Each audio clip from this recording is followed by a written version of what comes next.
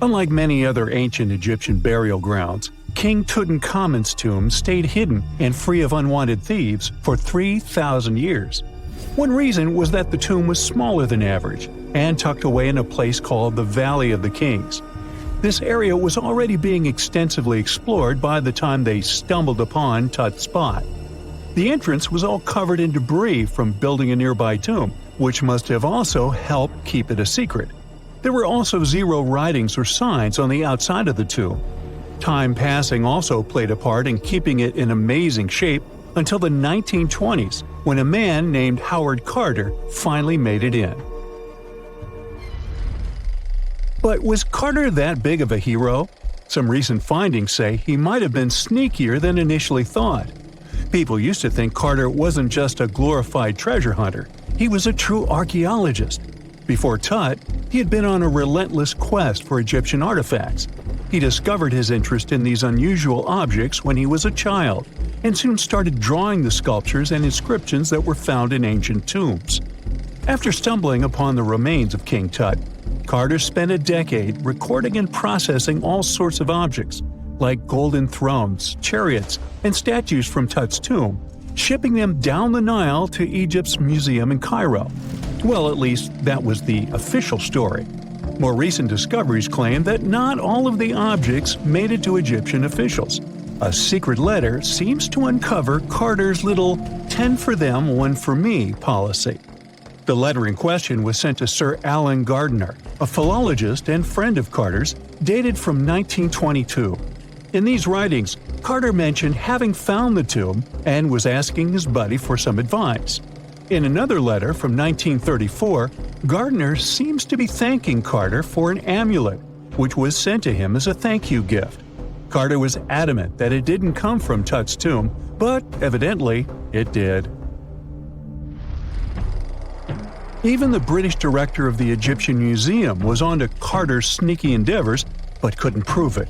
He compared Gardiner's amulet to others from Tut's tomb, and lo and behold, they were a perfect match. Gardiner was so disappointed to have been put in such a sticky situation that he vented to Carter in another letter. Deciding to be a good friend, Gardiner didn't throw the famous archaeologist under the bus. Instead, he advised Carter to take those stolen goods back to Cairo, just like he'd advise you to like this video and subscribe to the Brightside channel for more amazing videos on the most unique topics in history. It's not the only shady piece of information on Carter's post-discovery behavior. In 1947, a man named Alfred Lucas, who used to work with a controversial archaeologist, gave some information in an obscure journal in Cairo. He claimed that Carter sneakily cracked open the burial chamber door himself. Then he sealed it back up like nothing had happened before the official uncovering. Now, why would he do that? Well, the same theory suggests that Carter and his crew might have entered the tomb early so they could get their hands on some ancient goodies. Obviously, these people couldn't risk having such objects sold while they were still alive, but made sure they were auctioned off after they passed. Carter, though, never confessed to anything. He made no official denial either, but the Egyptian government couldn't risk any more mysterious disappearances, so they prohibited him from entering the tomb for a while. Some have connected this apparent stealing to the curse of King Tut. If you've never heard of it, know that it became quite the scary tale soon after King Tutankhamun's resting place was uncovered. It claimed that anyone messing with the tomb of the boy pharaoh would face some serious bad luck.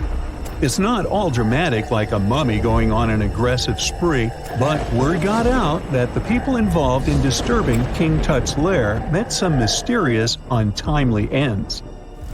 The main untimely passing related to this supposed curse is that of George Herbert, the 5th Earl of Carnarvon. He was this British aristocrat who helped fund the search for the tomb. He passed away just a year after the tomb was opened.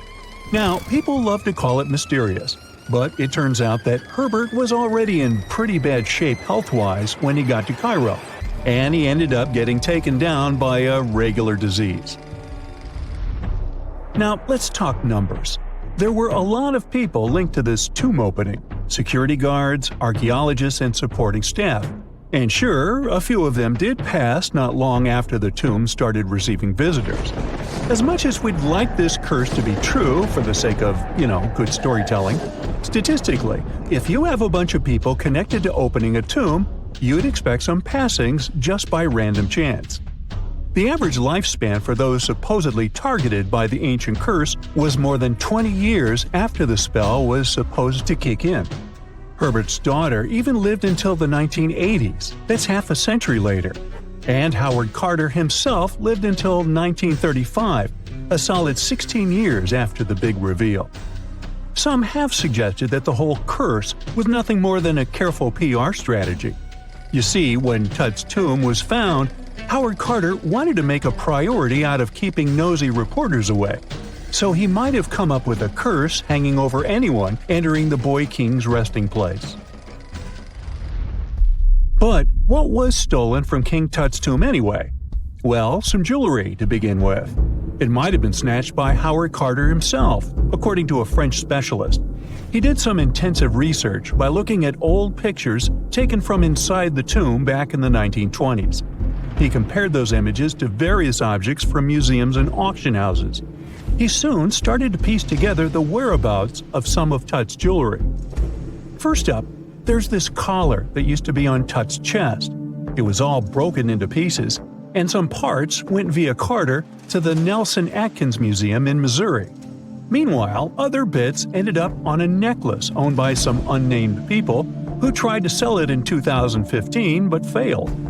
Even the Nelson Atkins Museum agrees, as they've confirmed the information on their website.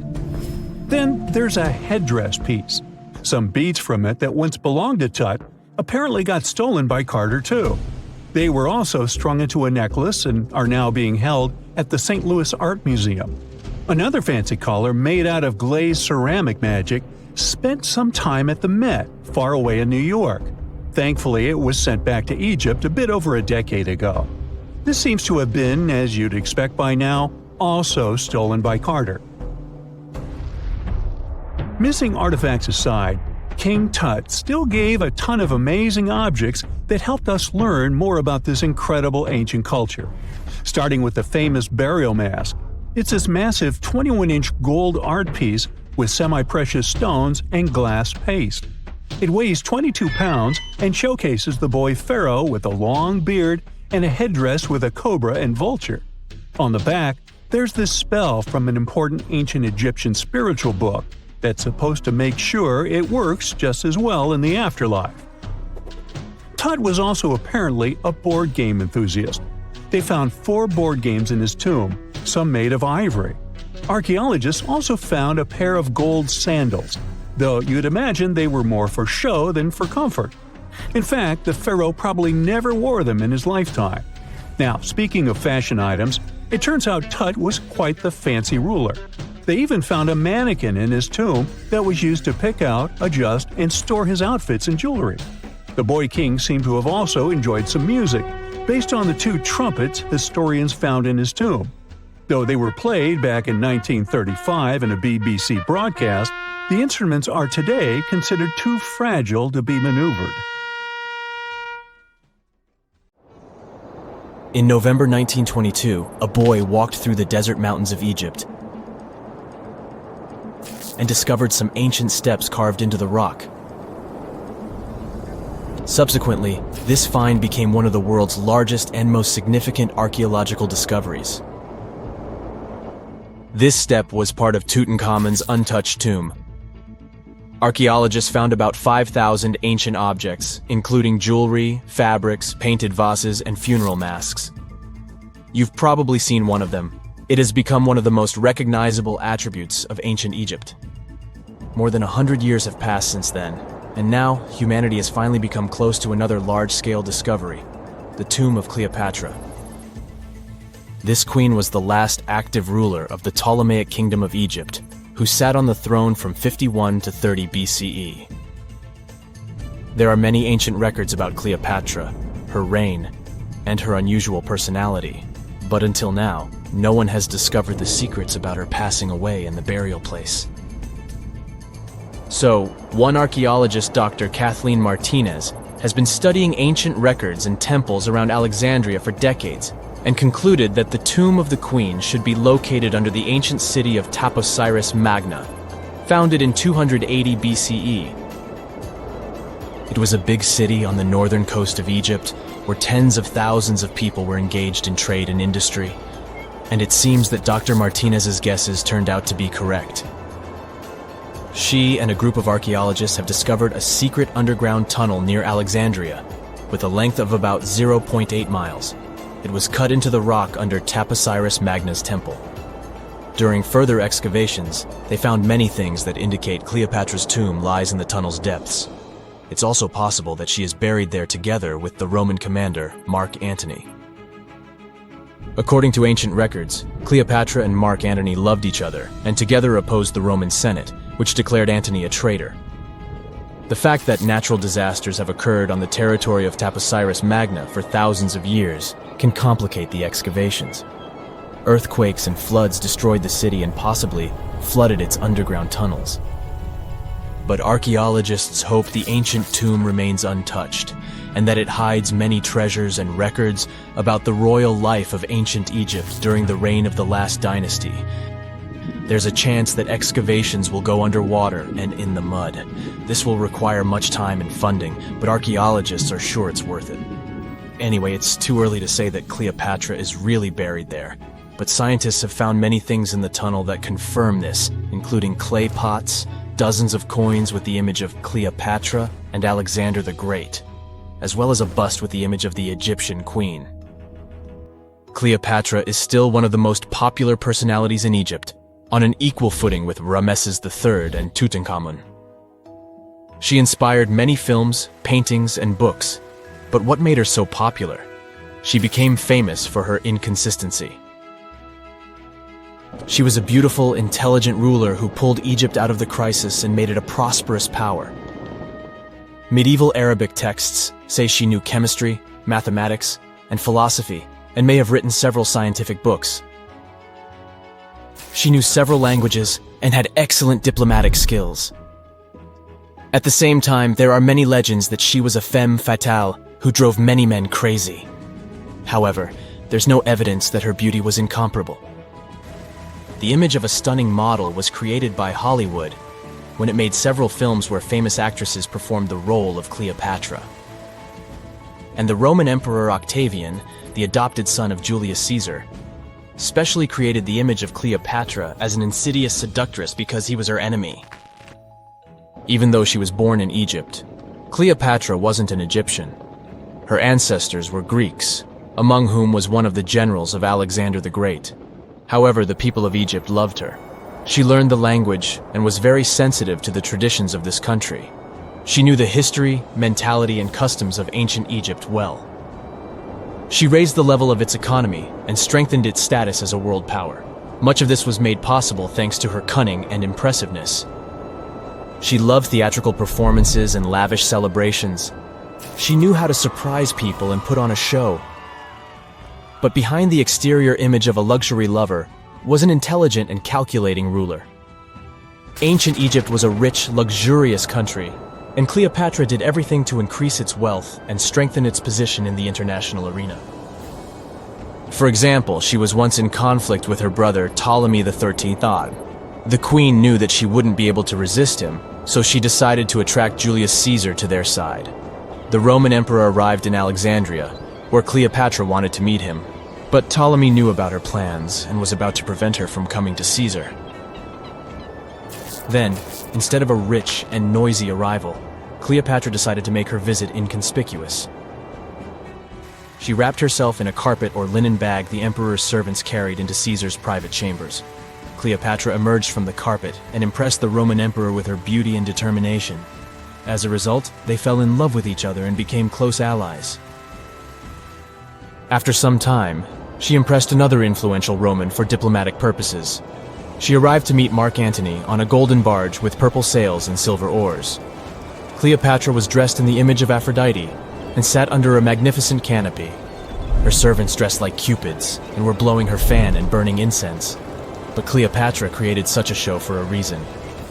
She knew that Antony revered Greek mythology, and considered himself the embodiment of Dionysus. As a result, he was so impressed with this woman that he ended up marrying her. Cleopatra defended her crown, strengthened her alliance with Rome, and bore Antony 3 children. In Egypt, they threw big parties and enjoyed wealth with power. However, the relationship of a high-ranking official with the Egyptian queen caused a scandal in Rome. Octavian was Antony's primary opponent in the struggle for power, so he exploited the situation to darken the competitor's reputation. He used propaganda to make Cleopatra an insidious seductress in the eyes of Roman citizens. He accused Antony of succumbing to her charms. The Roman Senate supported Octavian and declared Cleopatra an enemy. In 33 BCE, this conflict reached a high point when Antony's navy clashed with Octavian's fleet. The latter won and forced his enemy to flee to Egypt with Cleopatra. According to some records, they took refuge near Alexandria. Pursued by the Romans, they hid in one of Cleopatra's palaces and met their end. Some legends say that Cleopatra was an expert in poisons. She provoked a venomous snake, a viper or an Egyptian cobra, to bite her. Also, according to another legend, she pricked herself with a poisonous needle. There's a theory that Cleopatra always carried an ampule with poison inside her hairbrush. And when she was cornered, she soaked the needle with this poison and pricked herself. None of this can be said for sure. Scientists are still trying to find out the truth. Perhaps when they reach Cleopatra's tomb, the world will get more answers about her tragic fate. She is considered the last ruler of Egypt. After her passing, Octavian plundered her palaces and temples and returned to Rome, where he became the main emperor. He successfully ruled the country and expanded its borders. His reign ended when he turned 75. World history would have looked different if Cleopatra and Mark Antony hadn't lost that naval battle. By the way, did you know that more time has passed between Cleopatra's reign and Neil Armstrong's flight to the moon than between the reign of the Egyptian queen and the construction of the Great Pyramid of Giza? Armstrong took a step on the Earth satellite in 1969, 38 years after the birth of Cleopatra. And the construction of the pyramid took place in 2560 BCE. Imagine how long the history of ancient Egypt is. Cleopatra is closer to us in time than to the pyramids. For more than 3,000 years, the gold mask of Pharaoh Tutankhamun stayed hidden in the Valley of the Kings. This artifact, which stands about 21 inches tall, shows how skilled and artistic the ancient Egyptians were. But nobody expected that X-rays would reveal its biggest secret. King Tut was the last ruler of his family during the 18th dynasty. He took the throne at just 9 years old, but ruled for only 10 years before he passed away unexpectedly. If we're being honest, back in ancient Egypt, he was mostly forgotten by the rulers who came after him. His tomb wasn't a big deal for them, so much so that even the grave robbers forgot about him. It might sound a bit sad, but the truth is that it was actually great news for us. Since his tomb was practically forgotten, it ended up being perfectly preserved. While the other tombs in the Valley of the Kings were looted, his remained sealed and untouched. So when it was discovered back in 1922, it had over 5,000 precious objects inside. That made Tutankhamun basically an instant celebrity and one of the best-known pharaohs nowadays. Among the treasures was the most stunning piece, his golden mask. This mask is said to be an exact image of the king's face, or at least it was supposed to be, but we'll get to that later. The purpose of this accurate representation of his face was to make sure that his soul would recognize him in the afterlife and return to his mummified body. In ancient Egyptian beliefs, this would allow him to continue living in the afterlife. The details of the mask clearly looked incredibly difficult to create, but people didn't realize how complex it truly was until many years later. The first X-rays of the mask were taken in 1967. Back then, the main reason for these scans was practical – conservation. The mask was heading to Paris for an exhibition, and it was the first time it had ever left Paris. This would help them keep track of any changes during the exhibit. Plus, the images could give clues about how the mask was made, but back then, they probably didn't fully realize just how complex its construction was. I mean, Egyptian goldsmiths didn't use modern soldering techniques, So, how did they make this mask? New X-rays taken in 2007 gave us some answers. It turned out the Egyptians didn't use pure gold, which is 24 carats. The mask was actually made of 23-karat gold, meaning it was mixed with another material. So specialists discovered that the gold sheets contained a small amount of copper, a reddish-brown metal. This was likely done to make the material more flexible and easier to shape. They would then shape the gold sheets by heating and hammering them over and over again. But there was one more secret inside the mask that wasn't discovered until 2015. The year before, the staff at Cairo's Egyptian Museum were working on the mask display when the long beard of the mask accidentally got knocked off. Another theory is that the beard had become loose over time and just fell off.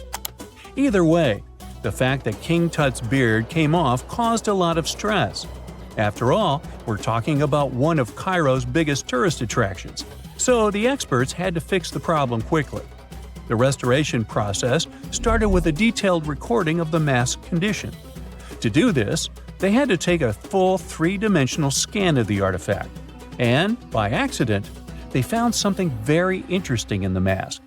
Inside the royal beard, there is a gold tube, an intriguing structure that the Egyptians likely used to attach the beard to the rest of the mask. And that proved, once again, that the process of making this mask was even more complex than experts thought. But the mysteries don't stop there. Remember how we mentioned that the mask was thought to perfectly represent King Tutankhamun's face? Well, that might not be entirely true. Some popular theories suggest the mask was never meant for him and was actually made for someone else. A study published in 2015 suggested the mask was originally made for a female pharaoh, his supposed stepmother, the famous and beautiful Egyptian queen Nefertiti. The biggest clue comes from an inscription on the mask. At first glance, it seemed to belong to Tutankhamun. But after a close examination, researchers noted that something else was actually written underneath King Tut's name. The royal name stamp seems to have been altered, and originally it had something written on it that translates to Queen Nefertiti. There is another feature of King Tut's golden mask that was overlooked for years, which adds even more mystery. As we mentioned earlier, experts believe he wasn't respected much by the pharaohs who came after him. And one of the clues that made archaeologists think this is the pierced ears on the mask. Some researchers believe that King Tutankhamun wouldn't have worn earrings after he was a kid. So, according to their theory, by the time he passed away at 18, he shouldn't have been represented with pierced ears. This could also support the idea that the mask originally belonged to Nefertiti, or maybe to someone who wasn't even connected to King Tut. But the mask isn't the only source of mystery. In fact, his whole tomb is full of puzzles. Recently, historians found a sign that the place where King Tut was supposed to be buried was changed at the last minute. For years, experts wonder why a pharaoh who ruled for 9 years ended up in such a simple tomb. When compared to the grandeur of other pharaohs' tombs, his tomb seemed, well, a bit plain. The idea that a king like Tutankhamun would have such an unremarkable resting place just doesn't match up with the power and importance he must have had in ancient Egypt. So, what happened? Well, apparently, this might have something to do with his successor, Pharaoh I. After King Tutankhamun passed away, researchers believe that I made sure to erase him from Egypt's history. So, one theory suggests that he was probably behind the quick decision to place King Tut's body in a smaller, less impressive tomb. When experts looked at I's own tomb, they found something interesting. There is a large wall covered in painted baboons. This is the same type of artwork found in Tutankhamun's tomb. It seems like the same person might have chosen the artwork for both tombs. Now, the design and decoration of the two tombs are almost identical, suggesting there was a shared hand behind both. But there is one key difference. I's tomb is fit for a king. It's much bigger and more impressive, even though the style and artwork are similar to what you see in Tutankhamun's tomb. So the theory suggests that I decided what went into both tombs. Since Tut passed away unexpectedly at a young age, his grand tomb wasn't finished in time. Normally, pharaohs start building their tombs while they're still alive to make sure everything is perfect. But Tut passed away when he was just 18, so there wasn't enough time. I may have taken advantage of the situation, ordering a smaller tomb for Tut and keeping a larger one for himself. Experts believe this theory explains why Tutankhamun's tomb is so simple and how I managed to wipe his memory from history so easily. But in the end, the story of King Tut's mask and tomb is full of mystery and intrigue. Each new discovery sheds more light on what really happened all those years ago. But one thing is for sure, the secrets of ancient Egypt still have much to reveal, and King Tutankhamun will continue to fascinate people for years to come. When you hear the word mummy, you might get a chill down your spine. That's because most of us associate this word with those creepy characters we've seen in some scary movies. But in reality, mummies have helped us understand a lot about ancient civilizations, their rulers, and about how people used to deal with losing their loved ones. The people most famous worldwide for their mummies are the ancient Egyptians. They believed that some sort of existence after passing away was possible, if certain conditions were met. That's why they insisted on preserving the human body through the process of mummification and placing the mummy in a furnished tomb, kind of like giving it a fully functioning apartment of its own. Why did they believe in this? Well, because they were deeply connected to their natural environment for the most part. They saw the natural cycles around them, like how the sun rose every day, followed by the moon, or how new life was always sprouting from plants, even after they had wilted away. They also believed that the powerful spirit Osiris, who represented the cycle of passing away and resurrection, played a role in this process. To prepare for the afterlife, the ancient Egyptians followed certain rituals, like mummification, which involved using materials like honey, resins, and incense to preserve the body. There's no other mummy more popular than that of King Tut. He was a young pharaoh who ruled over 3,000 years ago in Egypt. The problem with discovering ancient royal tombs is that most of such burial sites were previously robbed. People knew ancient rulers had been left with many valuable belongings, so those locations became vulnerable to thieves. When King Tut's tomb was opened in 1922, people were excited because it had not been robbed, like many other previously discovered royal tombs. That's how well hidden it was. Inside, his mummy was encapsulated in a total of 3 coffins, including one made of gold.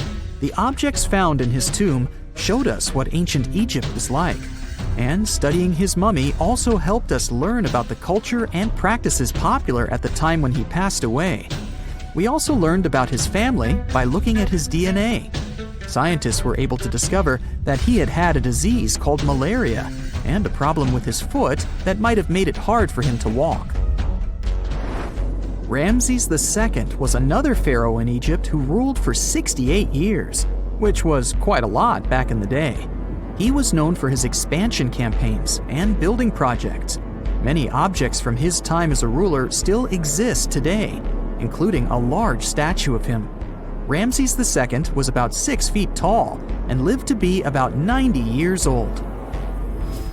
After looking at his mummy, scientists concluded that he may have had a medical condition that affected his spine. Now, remember those thieves I mentioned before? They are probably the reason why Ramses II ended up in a plain coffin in a secret collection of royal mummies at Deir al-Bahari, which was rediscovered in 1881. Thankfully, archaeologists were able to identify him because his journeys had been recorded on his wrappings. The process was really tedious too. In fact, in ancient Egypt, the mummification process could take a staggering 70 days to complete. A special person would say a very specific speech while delicately handling the body and drying it out using a type of salt called natron. They also used linen and resin to make the body look more lifelike and to wrap it in cloth. The tomb was equally as important for ancient Egyptians. The walls of King Tut's tomb, for example, were adorned with intricate artwork that depicted his journey to the afterlife, from his burial procession to his passage through the underworld. The ancient Egyptians believed that everyone made this journey after passing away, and they filled their tombs with items and paintings to help the person in their spiritual travels. Additionally, the walls of the tomb were decorated with spells from a special book, which contained a collection of poems that the Egyptians believed would help people reach the afterlife. And speaking of how important this journey was, people also placed food in these ancient tombs. In King Tut's tomb, archaeologists discovered 36 jars of vintage beverages and 8 baskets of fruit, which were believed to be left there to help him in his journey to the afterlife. The Egyptians believed that traveling to the afterlife took a really long time, so they left a lot of supplies, such as food and water, to sustain their loved ones. Pharaohs also generally had numerous luxurious garments and beautiful jewelry in their tombs to ensure that they would have a fashionable journey. These items included various types of linen clothing, such as tunics, scarves, gloves, and headdresses, as well as a lot of gold jewelry with precious stones, like bracelets, buckles, pendants, necklaces, rings, and even precious depictions of insects for protection. Some were also deposited with fans made from ivory and ostrich feathers to keep them cool in the afterlife. Some ancient rulers were even placed in their forever apartments along with boats. For example, Pharaoh Khufu built the Great Pyramid at Giza as his tomb, and a large ship was found inside. King Tut, however, was buried with multiple boat paddles, but no actual boat. Instead, he had 3 chariots and numerous walking sticks made of precious materials, perhaps indicating he'd rather travel to the beyond by land, not by water. Amongst the most interesting objects found near ancient mummies are bottles of oils and perfumes. If rulers were supposed to be fashionable, why not smell nice too, right? Also, some of them had some ancient kinds of board games, most of them made out of precious materials like gold or ivory. One of those games was called Senet. It was very popular amongst the ancient Egyptians and very similar to modern-day chess.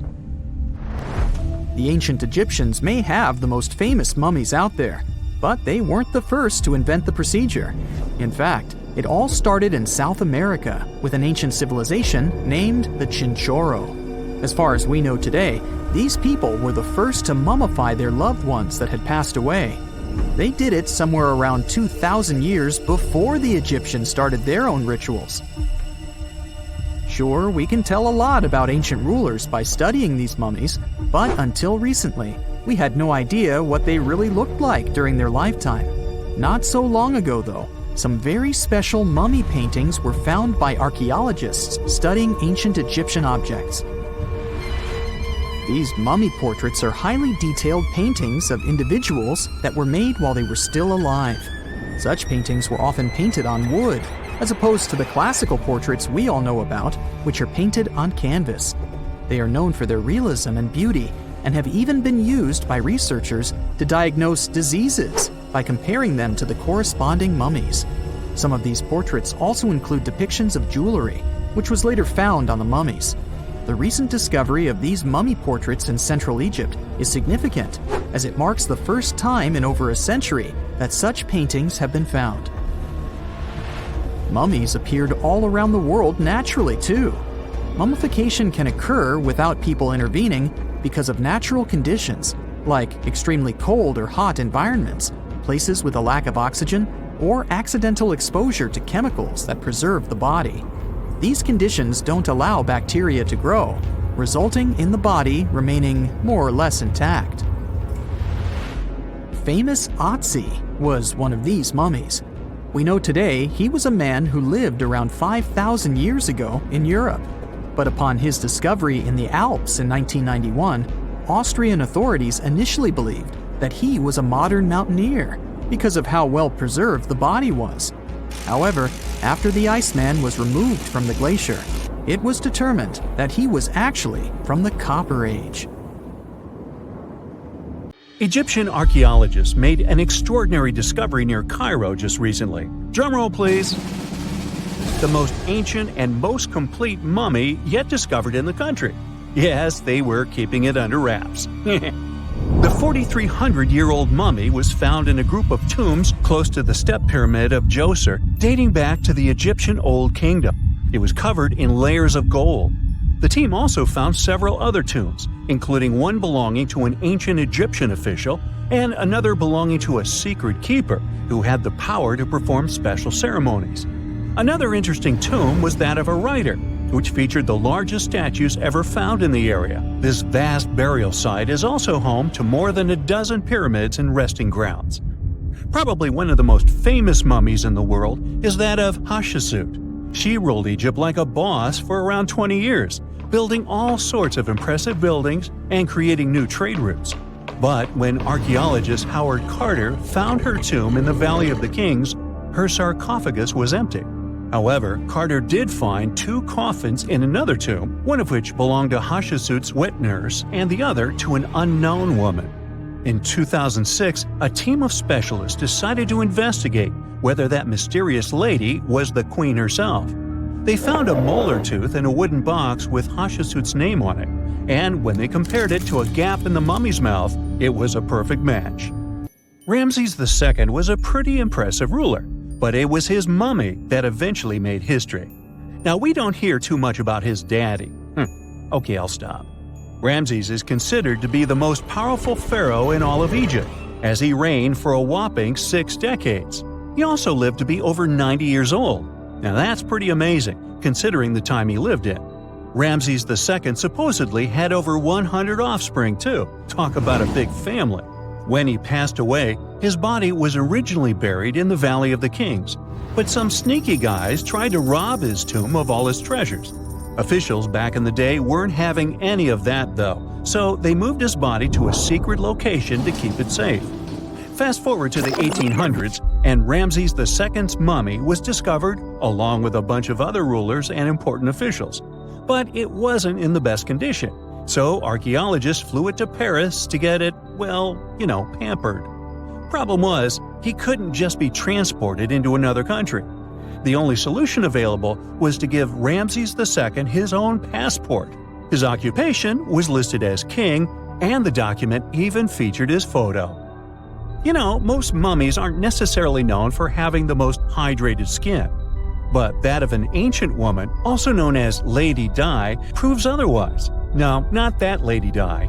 This wealthy lady from ancient times was discovered in an ornate tomb in 1971, and she looked fabulous, if we can say so about a mummy. Thanks to the special conditions in her tomb, like the moisture in the environment and the lack of oxygen, her body was almost perfectly preserved. Her skin was soft, her hair was on point, and she was still flexible. The museum that now proudly displays her mummy also shows a ton of fancy items that were buried with her, like dinnerware and musical instruments. Archaeologists investigated the mummy further and discovered that she passed away from a heart attack at around 50 years old. Even though it hasn't been around for over 2,000 years, Lady Di is still making history. The mummy of Otzi the Iceman was discovered in the Alps in 1991. Austrian authorities initially thought he was a modern mountaineer because he was so well preserved. Turns out, he was actually from the Copper Age. He was found in a mountain pass over 10,000 feet above sea level. Through studying his mummy, we've learned so much about life in Copper Age Europe.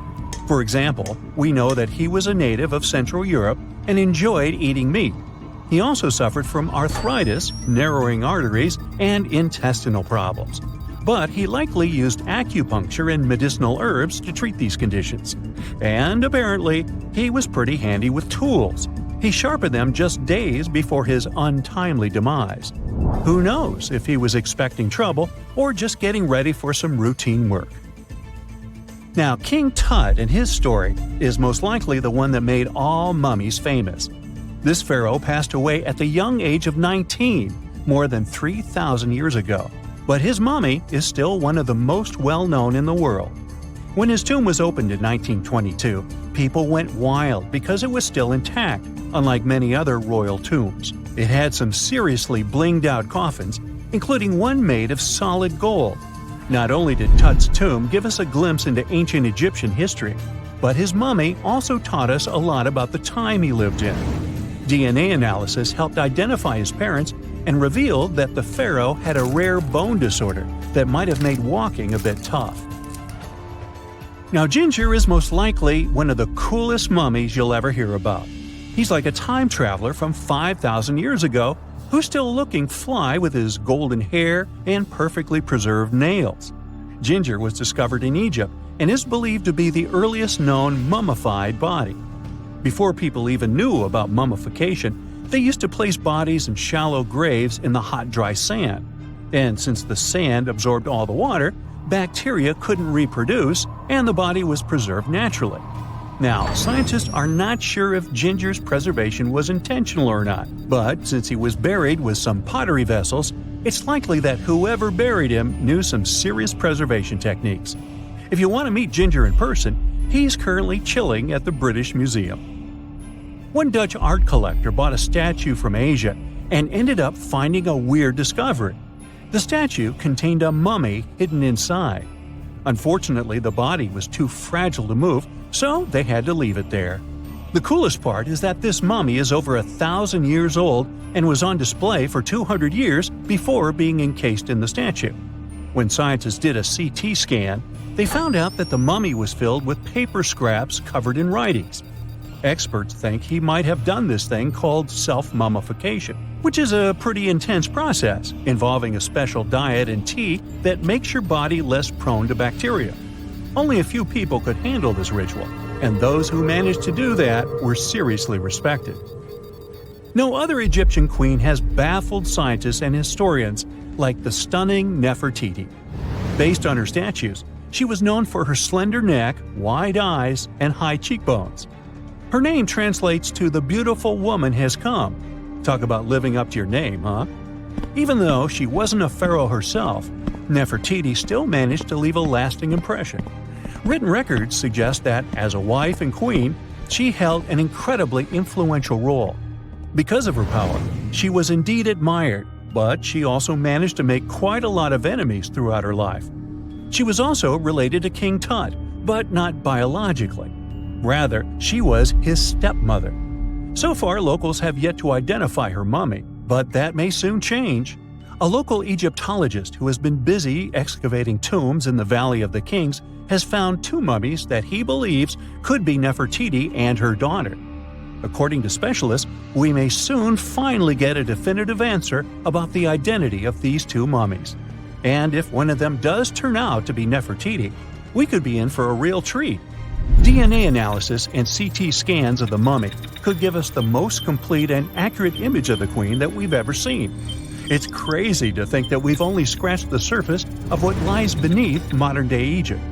Nefertiti ruled during a time of great power and prosperity in Egypt, but unfortunately passed away in a period of social turmoil, leading to her gravesite being lost. Now, where's my mummy?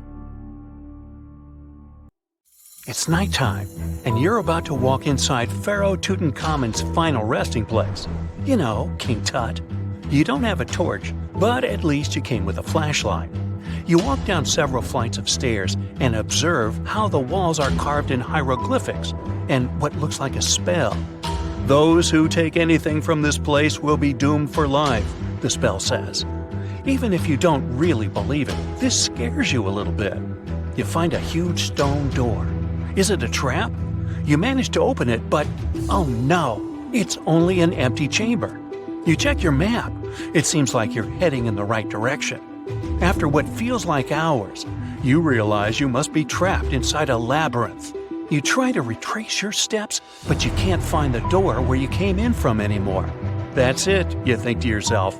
You've fallen for the Pharaoh's trap. What's worse, you didn't bring a lunch.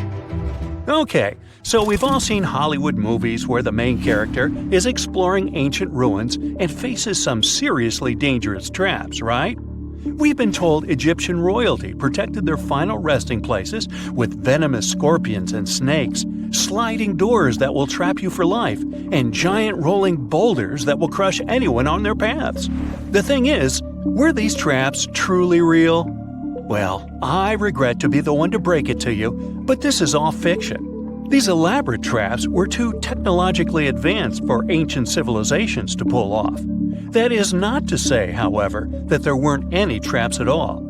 Ancient civilizations, like the Egyptians and the Mayans, are known for their practice of building entire monuments dedicated to the ones who had passed away.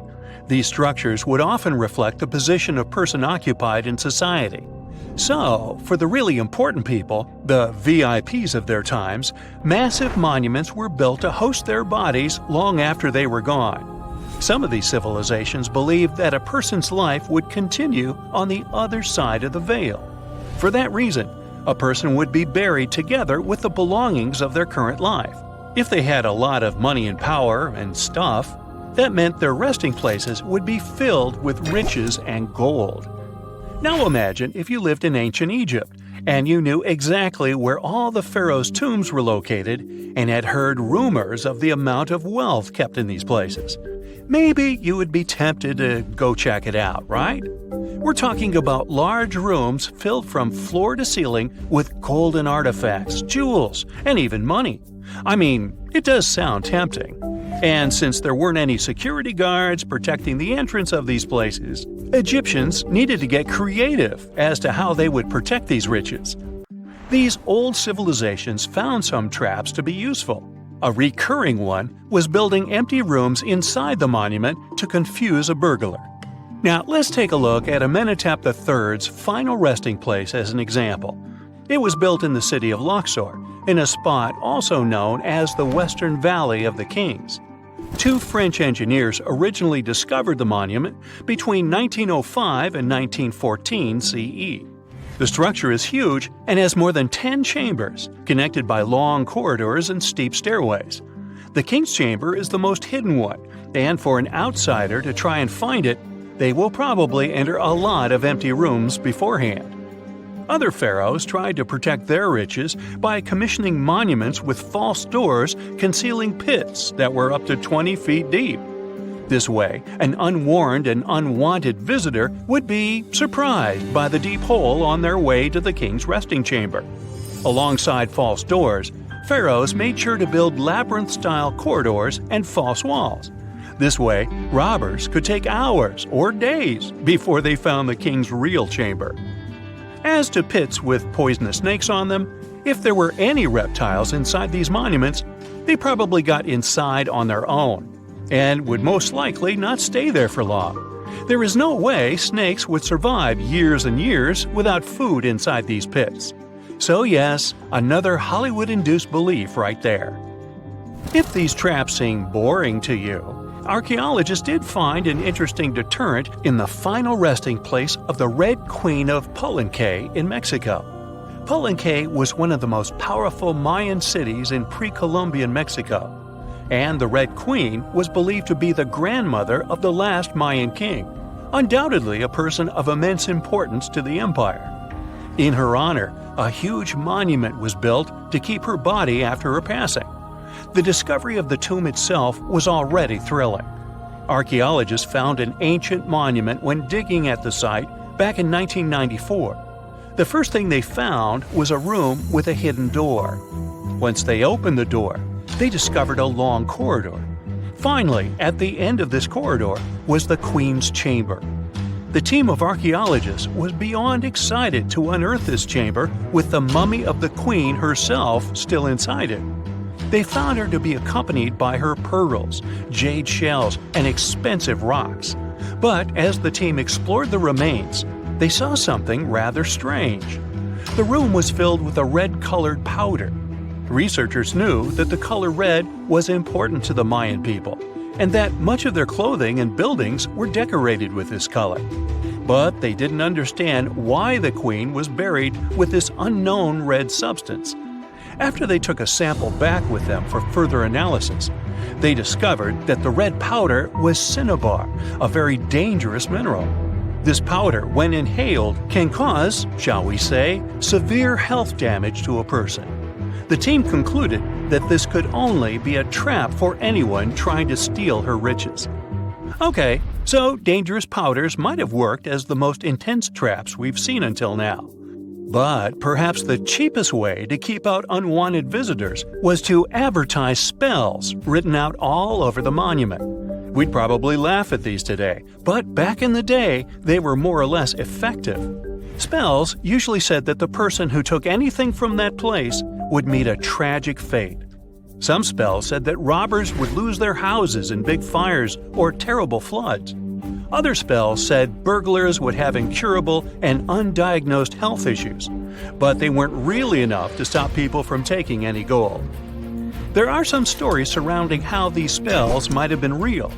One of them is from the famous British Egyptologist Howard Carter, the one responsible for unearthing Pharaoh Tutankhamen's resting place in the 1920s. After months of unsuccessful digging, Carter discovered the tomb's existence by chance. He found the entrance to a stairway right beneath the soil where he had been searching all those months. With the help of a team, he cleared the piles of sand blocking the stairs and discovered a doorway. The door had several royal symbols carved into it, and Carter knew this could only mean a very important person had been buried there. And he was right. With a chisel, he made a hole in the top left-hand corner of the doorway and lit his vision with the help of a candle. He couldn't believe what he was seeing, the reflection of several golden and jeweled items crowding the chamber before him. Lost for 3,000 years, Carter had just discovered the final resting place of King Tut. But the story didn't finish here. This discovery was accompanied by a series of unfortunate events that led people to believe it had something to do with the pharaoh's spell. Carter himself mysteriously passed away just a few years later, and some of his assistants lost their houses in floods, just like one of the spells threatened. Some say it's just coincidental, as there's no real proof of these things being connected. Well, what do you think? Was this an effective trap after all? A girl, once and beautiful, ended up in a grave with a huge sickle across her neck. There were no signs of violence, no indications of any actual crime. Yet, someone was clearly terrified when they forced her into that grave. So scared that they even placed a padlock on the big toe of her left foot. They wanted her to stay in the tomb once and for all, fearing she might rise and take revenge on them. So, a whole community turned against a young lady who wasn't even over 20 years old, deeming her to be of ultimate danger. Do you see what I'm driving at? Let's test your historical knowledge. Who has been feared throughout human history to such an extent that commoners couldn't shake off that lingering sense of dread, even after their passing? If you say witches, warlocks, and vampires, you'd be completely correct. Just a little hint here. If you can't overpower someone physically, you can do it supernaturally. Well, that's at least what people used to think back in the 17th century. Not only was there a sickle and a padlock, but there were also signs of an attempt to twist the girl's corpse in the grave and turn it face down. This attempt had failed, leaving her spine buckled and twisted. By the way, the padlock wasn't necessarily meant to lock a vampire. It was more likely a talisman against evil spirits. That's a peculiar and, let's face it, very cruel way to bury someone. Yet it was a common practice for creating anti-vampire burial sites. The methods for preventing vampires from rising were quite elaborate. First off, let me introduce a term. Anti-vampire graves, known as revenant graves, date back thousands of years and have been found in various locations across Europe. Europe, you heard that right. Now before you say, hey, vampires are a Romanian thing, Dracula, duh, let me convince you otherwise. They are a part of all European folklore, meaning you can find references to them throughout Europe. With new settlements in America, vampire lore spread there too, eventually turning into the Twilight Saga. These anti-vampire burials are characterized by evidence of precautions taken to prevent those who bit the dust from rising. Such measures could include placing large stones on the deceased's legs or even piercing the body with a lance to fix it to the ground. To be completely safe, they could also consider removing the head from the torso. So, burying the body face down, cutting off the head, and pressing the body with a stone were the methods used to keep someone believed to be a demonic being from leaving the grave. Let's return to the poor lady, or rather, the girl. A couple of archaeologists, Dariusz Poliński and his partner, Magna Durodzka, who happened to be partners in both crime and life, stumbled upon her grave. Strangely, all of her 206 bones remained untouched. Yet no gravestone, no name, nothing. Just a lonely grave on a hill in northern Poland. Poliński, a professor of archaeology, and Zagrodzka began piecing together the story of the woman they eventually named Zosia. Carbon dating suggested she had been about 18 years old and had passed away about 350 years ago during a chaotic time in Poland's history. There is little documentation about this graveyard, which seemed to serve as a resting place for individuals marginalized by the community. Was Zosia a poor girl who had been marginalized because life forced her into the worst situation a lady could face? Not really. As the archaeologists delved deeper, they stumbled upon some hints that indicated she might have hailed from a rich family. Her burial featured a stylish bonnet, and the delicate silk along with shiny silver and gold threads found with it suggested that it was part of an elegant headdress. This all pointed to the idea that she had some serious status or wealth. But the way she was buried indicated her outsider status in the village of Pien. Perhaps her presence there was unwanted, hence the idea of her being a vampire, backed up by the manner in which she was forced into the grave and held there. By analyzing the structure of her skull and extricating DNA from her skeleton, scientists created a reconstruction of what her face might have looked like. The specialists meticulously reshaped Zosia's likeness using modeling clay on a 3D printed model of her skull, which proved to be a deeply moving experience. They remarked that while they often worked on face reconstructions, in this case, they also sought to restore her dignity. Utilizing these three methods, the team reconstructed Zosia's 400-year-old face, revealing the human story buried beneath supernatural beliefs. It's ironic, isn't it? First, people tried their hardest to make the world forget her face and prevent her from ever coming back. 400 years later, people did everything they could to bring her back to life. Her picture now is all over the internet, yet we will never see the faces of those who buried her. Alas, this reconstruction project only allows viewers to visually connect with Zosia, but her true story remains a mystery. But what we know for sure is that people who were deemed vampires were badly discriminated against, to say the least. Rumor had it that hungry vampires would even steal people to quench their thirst. Let's use math to prove this rumor wrong and prove that Zosia wasn't one of them. Back in the year 1600, there were only 537 million people worldwide. Yeah, this data may not be very accurate, but it's pretty close to reality. A physicist, Kostas Eftimiou, calculated that if a vampire had been drinking one person's blood each month, humanity would have faced extinction within a few years. Starting with one vampire and a population of 537 million in 1600, this math shows we'd have no humans left by July 1602. But here we are now. Well, while placing a stone on a corpse to make sure the vampire doesn't rise may be something new to you, there are also a bunch of stereotypical things associated with these creatures that you definitely know, such as garlic and mirrors. Funnily enough, even though it's all based on a bunch of superstitions, there's pretty good logic behind the garlic thing. You see, it contains a special compound called allicin, which is a powerful antibiotic. While people back then couldn't know what an antibiotic was, they noticed garlic was pretty effective against various conditions. Since they believed vampires were created by a particular blood condition, they also believed garlic could defeat a vampire. And there's more. There's actually a blood condition called porphyria, which makes people look like real vampires. Their skin is pale and their teeth get bigger as their gums shrink. And guess what? People who have porphyria cannot consume garlic, as it worsens their condition. Wow, that's a cool coincidence. The next superstition is a bit fresher, and it's about vampires avoiding mirrors. The first known reference to the mirrors comes from the book Dracula in 1897. But why wouldn't a vampire show a reflection? Simple.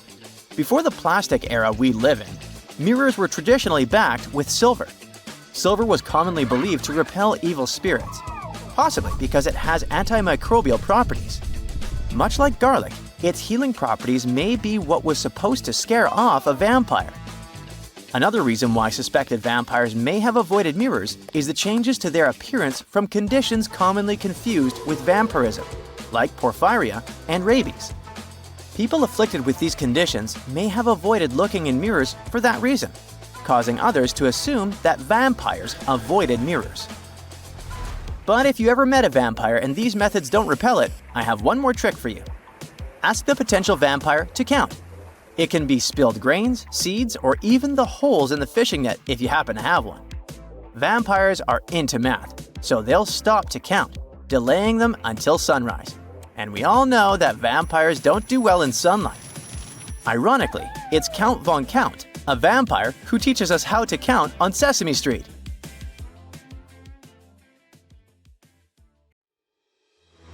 You're way more Neanderthal than you think, at least when it comes to your DNA. These ancient hominids were shorter and stockier than humans today. They made stone tools, used fire, wore clothing, and had some rituals of their own.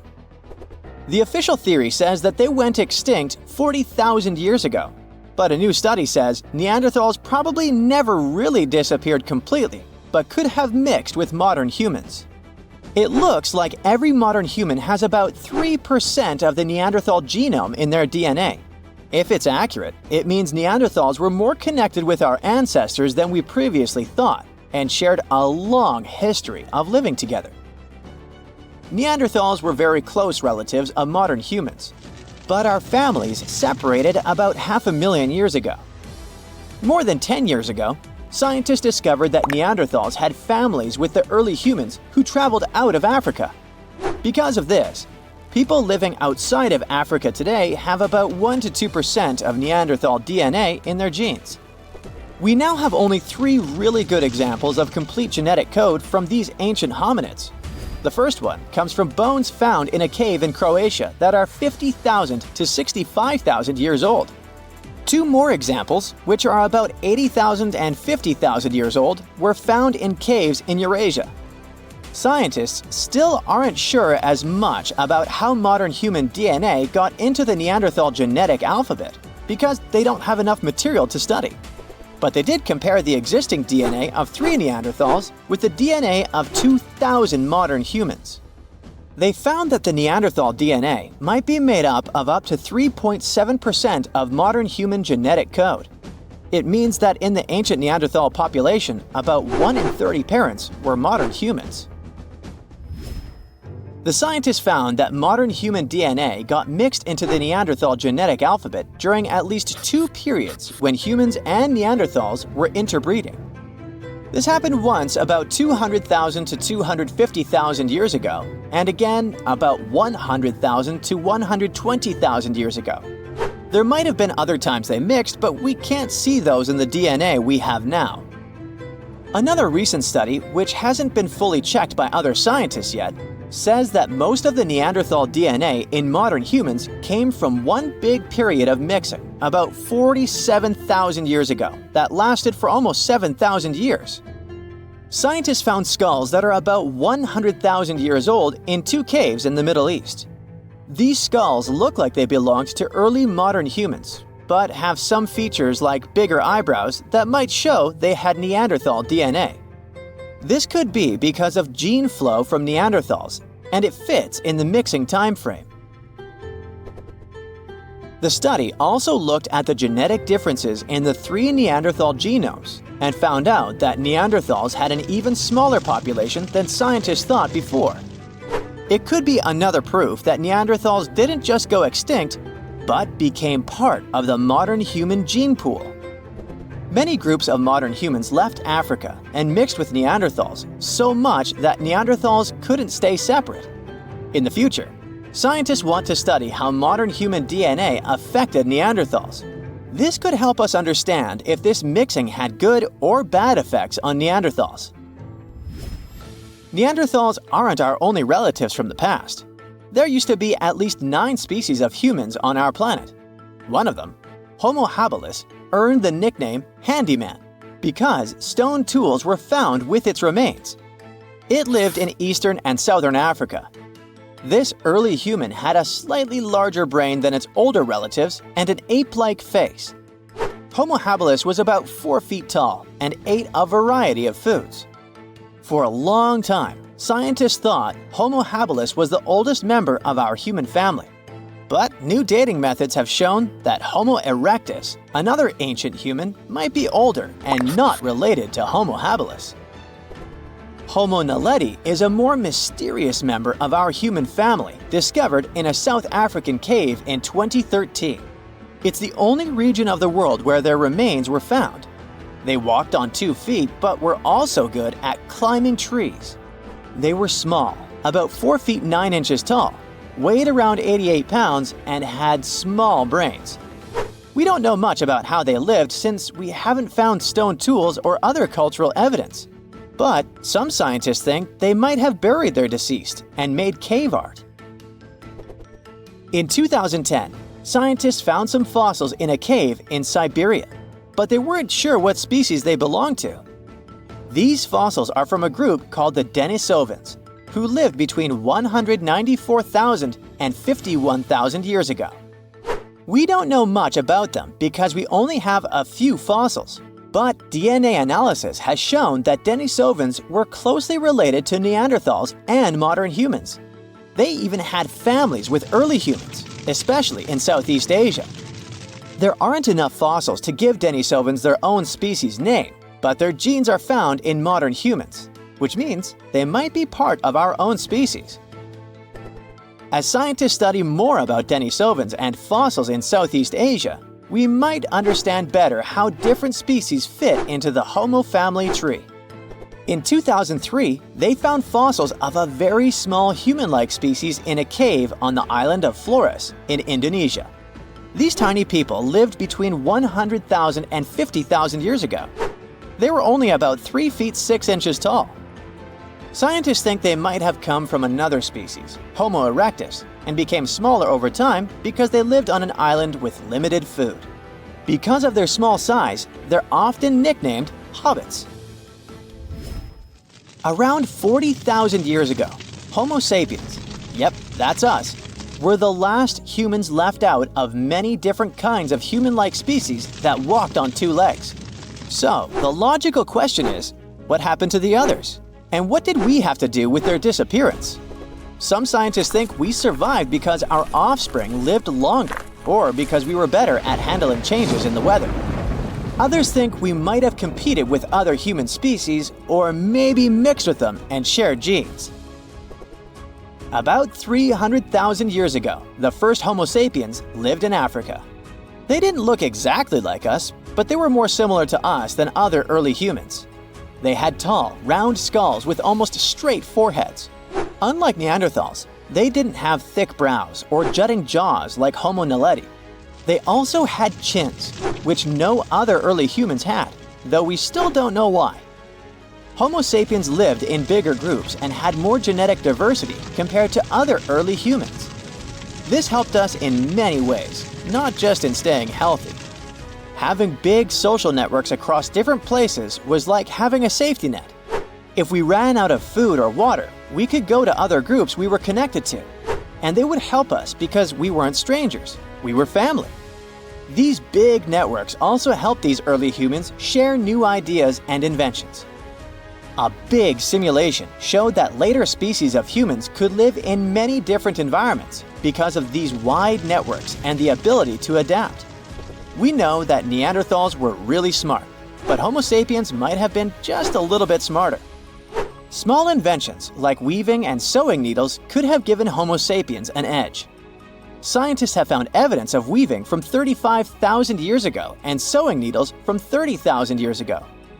Weaving lets you make things like baskets and nets to catch food. Sewing needles help you make better clothes and tents, which keep you and your youngsters warm and safe, which is very important for survival. Hey there, curious history buffs. Have you heard the legend of the ancient race of giants of Nevada? Yes, I'm talking about actual giants that allegedly lived thousands of years ago. Now I know what you're thinking. Giants, really? Well, archaeological finds add fuel to this debate too. And here's where it gets interesting. Lovelock Cave was indeed used as a burial site, and some of the remains found there are much larger than average human bones. The cave is by the Humboldt Sink in western Nevada. It was once part of an enormous lake, which eventually dried up, leaving a number of smaller ones, including the Humboldt Sink. The cave became the home of the Site-Ka tribe. According to the legend, these red-haired giants were so big that they had to be buried in the cave itself. Indeed, later on, archaeologists discovered 8 to 10 foot tall skeletons. This legend started to unfold when a mining engineer named John T. Reed talked to the locals in 1886. Once Reed saw the cave, he knew he was onto something. The news spread soon, but the cave was attracting another type of attention too. The deposits of a fertilizer known as guano were discovered inside the cave. So a mining company began excavating the precious resource in 1911 and soon shipped more than 250 tons of the fertilizer to San Francisco. Unfortunately, some of the human remains and artifacts were neglected and lost in the mining process. This led to an official excavation in 1912 and 1924. After the top layer of guano had been mined, strange objects started to surface. Around the area, the earliest evidence of human habitation dates back about 4,000 years. The Lovelock culture lasted for some 3,000 years, and they left us with 10,000 stunning artifacts. The pits in the cave were like a series of time capsules hidden at different depths. Archaeologists determined the age of each pit by its depth. It turns out that many different groups used the cave for storage over a really long time, and the things they stored there give us a really cool glimpse into their cultures. It's like a giant ancient storage unit full of hidden treasures. What have the researchers found besides the giant bones, you might ask? Some other bodies were mummified using a method similar to the one applied by ancient Egyptians. These remains also had something in common with the bodies discovered as far south as Lake Titicaca. Both mummies had some red hair. Yet, there are scientists who believe this reddish hue is the result of the interaction with the environment in which the bodies stayed. So, while the story of the red-haired giants may be a wild and intriguing tale, not everyone is convinced. Some experts believe that the bones found in Lovelock Cave are simply the remains of prehistoric animals, like mammoths or sloths. But others insist that there's something more to the story. Other relics, such as finely crafted baskets and exquisite duck decoys made from tule fibers, were also found there. In any case, this cave is worth the attention it gets. By the way, you can still visit this cave today and see the pits of different depths with your own eyes. But let me tell you one thing. It's in a hot, dry, and isolated place. Archaeologists have made another discovery that seems to be straight out of a legend. They think they found the palace of the one and only Odysseus, who was the legendary Greek king of Ithaca and the hero of Homer's epic poem. Move over, Indiana Jones. We've got some real-life adventure happening here from around 1300 BCE. Apparently, this is the only palace mentioned in Homer's epic poems that hasn't been found. The excavations have been made on the Ionian Islands, and the view from the ruins found on the island of Ithaca are exactly as described in the Odyssey, says the professor who led the excavation team. Known to the ancient Romans as Ulysses, the Greek hero took 10 years to return home to Ithaca after the fall of Troy. For many years, Homer's other epic, called the Iliad, which tells the story of the protracted siege of Troy by the Greeks, was regarded as a myth too. But then, in the 1870s, Troy was rediscovered in modern-day Turkey's Çanakkale city. So, if they found Troy, who's to say they couldn't find Odysseus's home? The researchers were following Homer's words as a roadmap. The excavation site has a building complex with 2 levels. It has important finds such as storerooms and workshops, a complicated drainage system, and fragments of pottery. It also has a well from the 8th century BCE, which is around the time when Odysseus is believed to have been the king. Yet, not everyone is convinced that the team has actually discovered the home of Odysseus. A British researcher named Robert Biddlestone insists that Homer's description of ancient Ithaca isn't very similar to the island that now has its name, and that Odysseus's kingdom was actually on the Isle of Cephalonia. However, Italian archaeologist Adriano La Regina might have a more realistic approach to this debate.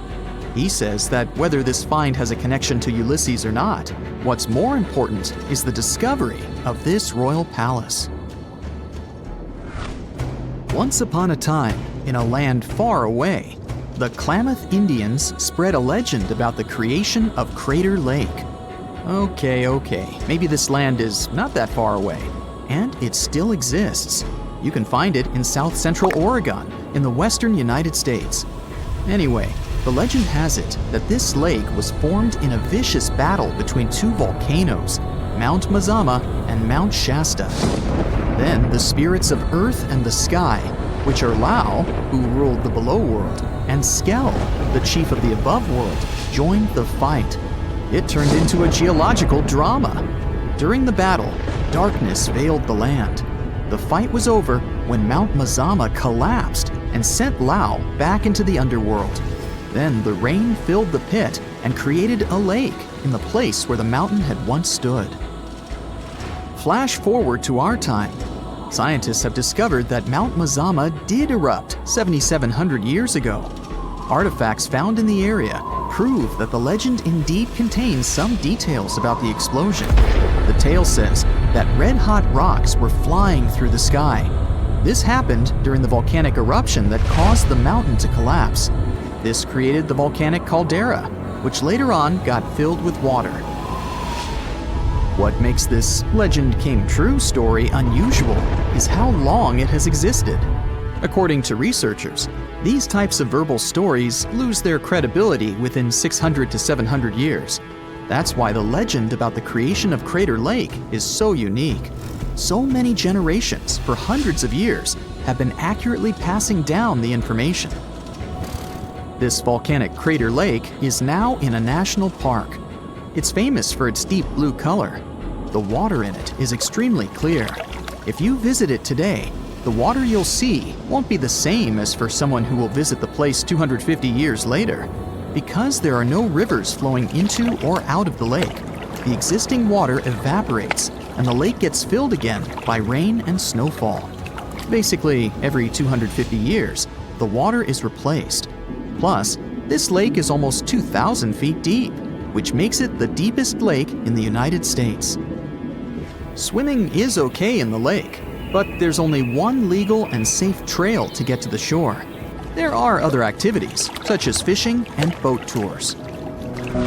Shared human experiences, such as birth, marriage, and aging, may explain why certain tales are shared globally. Similar struggles and obstacles faced by humans around the world generate similar themes in traditional stories about love, parenting, and mortality.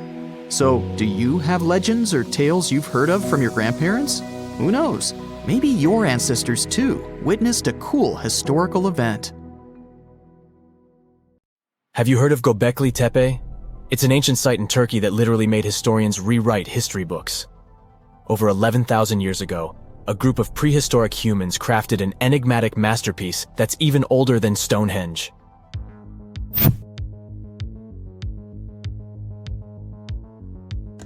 Before its discovery, archaeologists believed that people didn't know about iron and weren't good at making pottery. They were sure that settled life only emerged with the need for agriculture. But Göbekli Tepe changed this belief.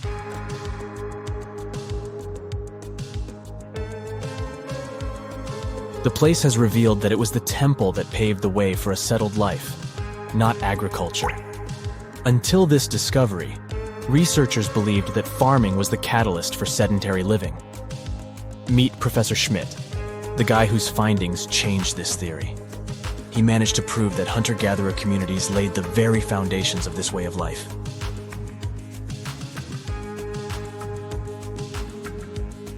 Back in the 1960s, other archaeologists visited the area, but they totally missed the mark.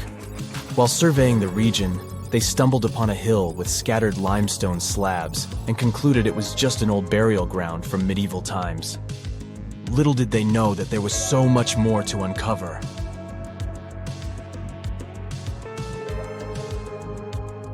In 1994, Schmidt embarked on his own survey of prehistoric sites in the area. Surprise! He instantly realized he had discovered something truly extraordinary.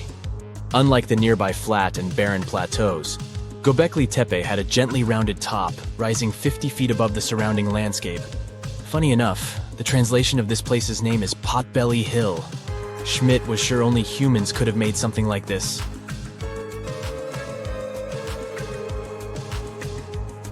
Those broken limestone pieces that were mistaken for gravestones turned out to be way more exciting. It was like stumbling upon a hidden treasure. The pieces took on a whole new meaning, and Schmidt with his team was about to dive into the secrets waiting beneath the surface. To their surprise, they found no traces of a settlement, no hearths for cooking, no houses, and none of those adorable clay figurines commonly found in nearby sites of similar age. However, they uncovered that those ancient people used tools like stone hammers. So, Schmidt and his team put their heads together and took a wild guess at the age of Göbekli Tepe's stone structures. Their estimation got backed up by some limited carbon dating done right at the site. The ancient vibes of this place were finally starting to make sense. It was like a puzzle slowly coming together.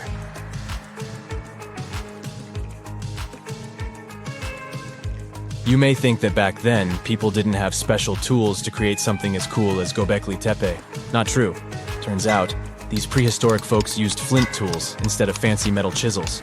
They were also skilled at chipping away softer limestone and crafting pillars right on the spot.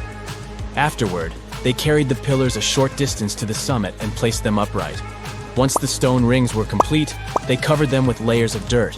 Over time, they added new rings, and voila! You've got a cool hill to impress people in the future.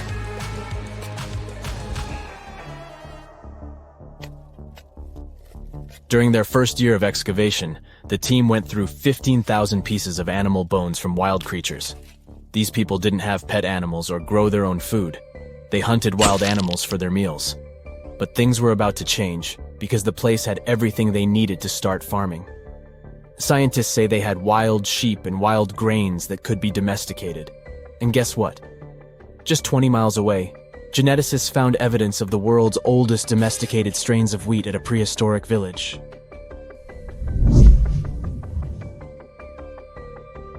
These amazing findings have completely changed how we view civilization. In the past, experts believed that people needed to learn how to farm and settle in one place before they could build temples and develop complex societies. But guess what?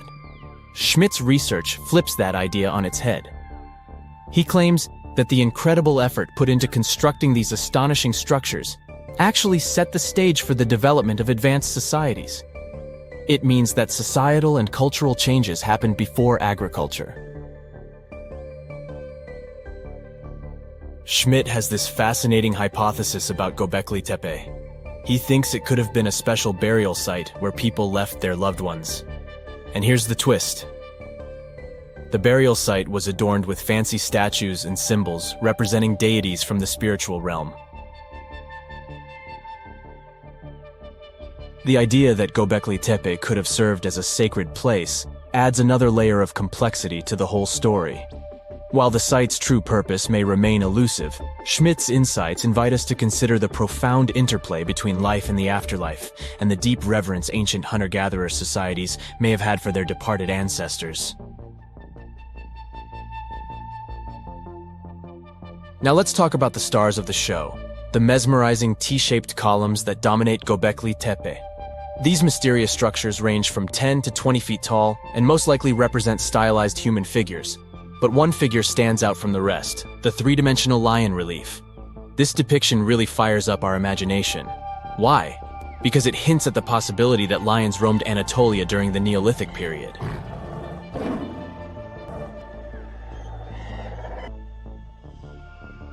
These standing stones are arranged in circles and placed in rectangular pits. Each circle has a similar setup: two big T-shaped pillars in the center, surrounded by slightly smaller ones facing inward.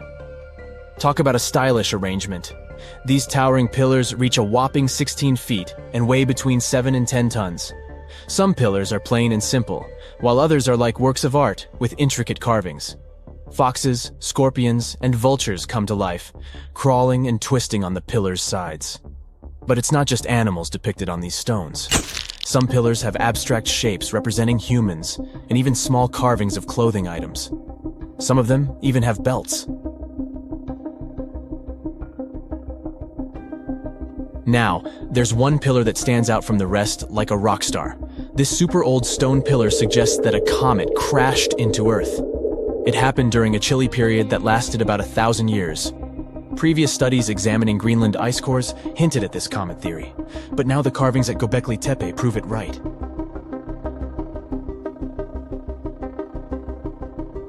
The carvings on the pillars are like a historical comic strip.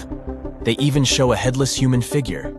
Researchers fed the images into a computer and discovered their connections to constellations, indicating that this temple might have been an ancient observatory.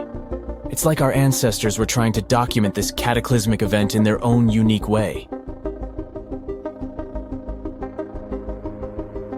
Archaeologists have been excavating and researching Göbekli Tepe since the mid-1990s, peeling back layers of history and providing us with a deeper understanding of the intricate relationship between various elements. They have no plans to stop the whole process for another 150 years. Who knows what else they'll find? You see, Göbekli Tepe has been labeled purely as a ritual site with no signs of domestic activities. We were led to believe that the absence of water meant it couldn't support semi-sedentary communities. But scientists believe it's time to shake things up and approach Göbekli Tepe with fresh eyes. It's time to question what we believed before and use new evidence and different ways of thinking. Like, there might have been a group of people living in the area who didn't stay in one place all the time. They moved around a bit but still had their own civilization, living in the area semi-sedentarily. Göbekli Tepe is not just home to a single temple, but an astounding collection of over 20 ancient structures. As archaeologists delve into the depths of this wonder, they are unraveling its unique layout, featuring two prominent focal points at the heart of each establishment, complemented by smaller structures and dividing walls. What's even crazier is that in this area, there are over 200 obelisks, which are narrow tapering monuments. The ancient city of Taposiris Magna is hidden on the northern coast of Egypt. These days it has very little of its former glory, but what lies beneath it may hold the secret to uncovering a famous mystery, that of Cleopatra, the most memorable Egyptian queen in history. The recently discovered tunnel is also known as a geometric miracle for its time. Excavations have uncovered a 43-foot-long structure below the ground, which is partially submerged in water. Its shape and construction technique are similar to that of the Eupalinos Tunnel, another amazing ancient discovery. This one is located in Greece and was built by excavating simultaneously from 2 points, aiming to have them meet in the middle. The use of math and geometry to make this construction was astonishingly precise for those days, more so since it was built near a mountain. Archaeologists that have been working on the Taposiris Magna site since 2004 believe this tunnel may lead to the lost tomb of Cleopatra. The clues they found so far seem to back up this theory. For starters, the city and its temple were built by one of Cleopatra's ancestors, Ptolemy II. All the architecture seems to indicate it was dedicated to the ancient spirit Osiris and his queen Isis. Throughout her reign, Cleopatra did try to associate herself with Isis, so it may be no surprise she chose this location as her final resting place. Scientists have yet to pinpoint Cleopatra's tomb, but research continues with the help of modern technology.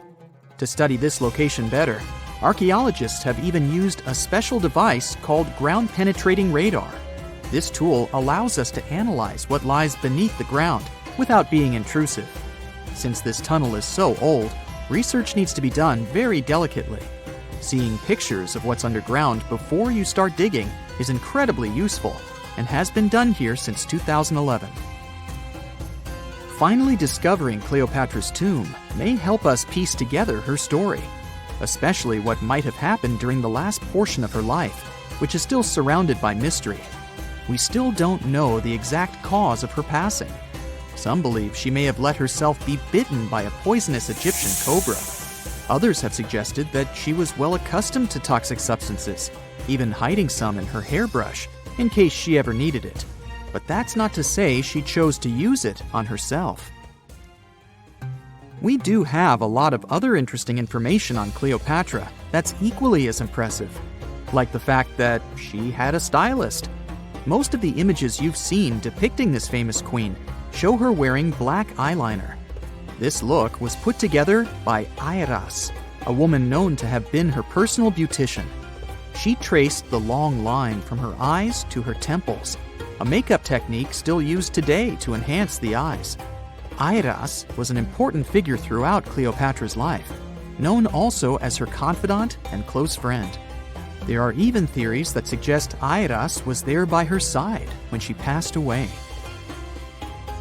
Despite her well-thought-out looks, Cleopatra wasn't as pretty as she's described. Or at least, that's what recent research has pointed out. Sure, if we look at movies and modern imagery, she's depicted as this incredibly beautiful woman with symmetrical and delicate features. However, if we look at coins showcasing her image from back in the day, her looks are rather average. Her image on the coins might have been adjusted, too, to make the queen look stronger in the eyes of her people. So there is no trusted source available to confirm her image, but her description in most pieces of ancient literature speaks of her other qualities, like her voice and personality, not of her beauty. Cleopatra might have been the most famous Egyptian queen to this day, but she wasn't the first choice. She did have an older sister, Berenice, that was initially supposed to take the throne. Berenice passed away before she could do that, so Cleopatra took on the role and began investing in her education. She traveled throughout the country quite frequently, so she could become accustomed to her people and their needs. She was only 18 when the responsibilities were passed down to her, and immediately gained popularity because of her intelligence and education. Her taste in literature was quite good too. She was known to be a fan of Homer, the famed Greek philosopher and poet. Cleopatra loved to write as much as she loved to read. There are even claims that she wrote a book on medicine and cosmetics, but we have no evidence to this day that such work ever existed. Part of being a great leader back then meant you had to speak multiple languages. Cleopatra clearly understood that, and that's why she's rumored to have known many languages to varying degrees. Some archaeologists suggested she spoke Greek, Egyptian, and Ethiopian, as well as many Arabic dialects. She might have even spoken Latin, but there's little evidence to support this claim. She might not have had angelic looks, but Cleopatra was really careful with the way she looked, even with her diet. She was known to have enjoyed simple meals, including a variety of fish. Since she lived close to the Mediterranean Sea, it's really no surprise. As a treat, she liked to eat stuffed pigeons, which she also served to her guests. Other dishes on the menu included vegetables and fava bean soup. Fruits and nuts weren't missing from her diet either, and she was also a big fan of honey. Recently, a team of experts has even tried to recreate her famous perfume. Think of it like the ancient equivalent of Chanel No. 5. Cleopatra was known to be a fan of luxurious scents, which she believed could even influence how people treated her when they met. The basis of this scent is myrrh, a resin gathered from a local tree. Other ingredients added to the mixture were also found back in the day, like cardamom, olive oil, and cinnamon. The results may not be quite as delicate as the perfumes we know and use today. Its consistency was way thicker, and the scent lasted way longer. When she was at the height of her power, Cleopatra might have been the richest person in the world. Back in the day, she ruled over a territory that stretched across the Mediterranean. from modern-day Libya in the west through Egypt to Syria in the east. This is the largest territory ever ruled over by a woman. In today's currency, her worth might have been somewhere around $95 billion. The calendars we use today may have been introduced by Cleopatra herself. She presented the idea of leap years and leap days to Caesar, the Roman emperor she was known to have been close with. Taking her advice, Caesar made these adjustments part of the official Roman calendar. The ancient Egyptians already knew the year was longer than precisely 365 days. They discovered this by studying the brightest star in the sky, called Sirius, and concluded that a year is actually 365 and 1/4 days long. It was Elizabeth Taylor that famously introduced Cleopatra to pop culture when she played her in the 1963 film bearing the same name. Up until that point, it was the most expensive film ever made. It was originally supposed to cost somewhere around $2 million, but ended up costing a mind-boggling $44 million. That's mostly because of script and production issues. To make this iconic movie, producers created 79 sets from scratch, as well as over 26,000 costumes for the cast. Elizabeth Taylor's Cleopatra costumes alone cost somewhere around $200,000. Thankfully for the producers, the movie made headlines and was well received by critics, making it a box office success. A lot of people associate Cleopatra with another famous Egyptian ruler, King Tutankhamun, nicknamed King Tut. Surprisingly, apart from both of them being Egyptian pharaohs, they have nothing else in common. For starters, King Tut lived around 1,300 years before Cleopatra did, and there is also no connection regarding their ancestry. Cleopatra had Macedonian Greek roots, while King Tut was a native Egyptian. Hey, how do you feel about taking a trip back in time? We're diving into the history of the Amazon forest to unravel the mystery of its lost cities. Grab your bug spray and hop on. The Amazon forest is the world's largest rainforest. The environment there can be extremely challenging for human life. Yet, the legend goes that the Amazon has been home to sprawling settlements, rich in unmeasurable wealth. Could that really be true? Or is that none other than a figment of our collective imagination? The legend of El Dorado might be the myth that started this whole thing. As European explorers began their excavations in American lands back in the 1500s, word got out of an Amazonian civilization that used to paint their leader in gold as an offering to higher powers. The legend of El Hombre Dorado, aka the Golden Man, began to quickly spread around Europe. Explorers got excited at the possibility of finding an infinite amount of gold somewhere deep within the Latin American jungle. And as you can imagine, expeditions to the continent began to multiply with each passing year. It didn't take long before explorers found this civilization. They were known as the Muisca people and were located in Colombia, near Lake Gudavia. The Muisca people had a tradition of painting their leader, aka the Zipa, from head to toe in gold. In a ceremonial gesture, the Zipa would swim into the river, spreading gold dust all over the lake. For the Muisca, this was their way of acknowledging and thanking the higher powers of the universe they believed in. When European explorers heard and witnessed this practice, they were amazed. For them, gold was used solely for commercial purposes as their main currency for trade. This made them think that the Muisca people must have stacks and stacks of gold hidden somewhere in the jungle for them to use it so abundantly. Well, that's how the legend of El Dorado was born. What was once the practice of El Hombre Dorado traveled on word of mouth until it became El Dorado, a fictional city that was most likely to hide piles of gold. The hunt for this city led Europeans to spend large amounts of money to scour the Amazon forest. Unfortunately, all of their expeditions came back empty-handed. That is, if they ever came back at all.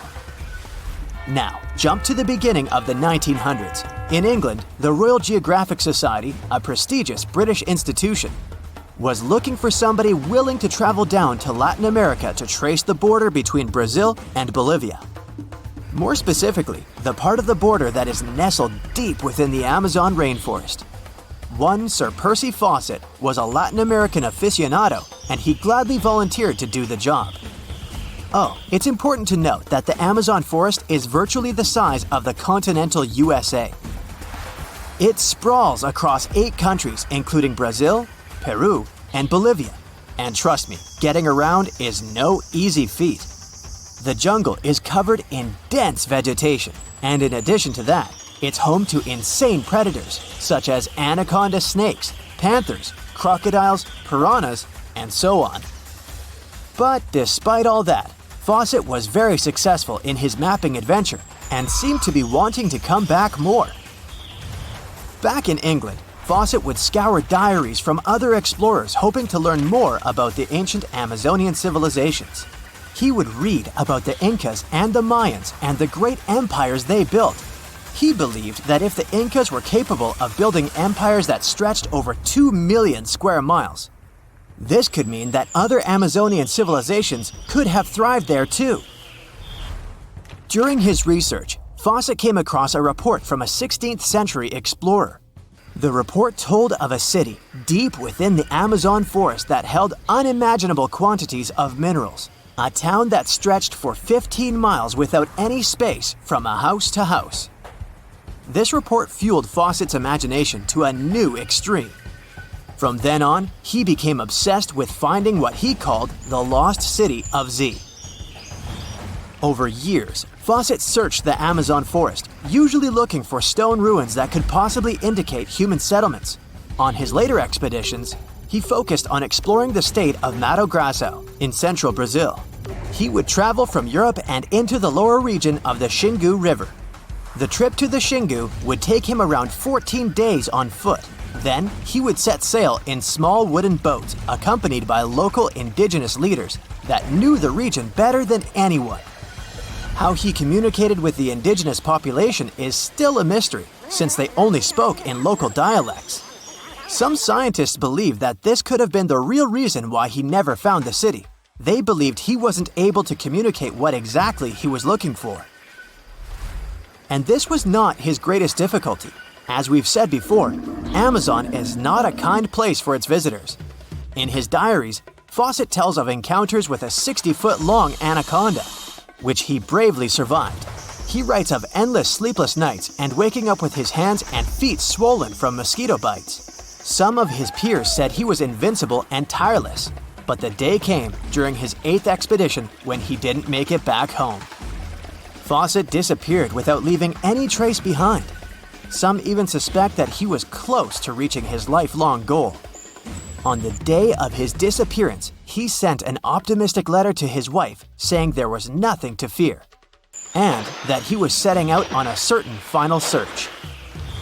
Fawcett's failed attempt to find ruins seemed to support what had become a consensus among experts at the time, that this rainforest was too inhospitable to support large, complex societies, let alone cities.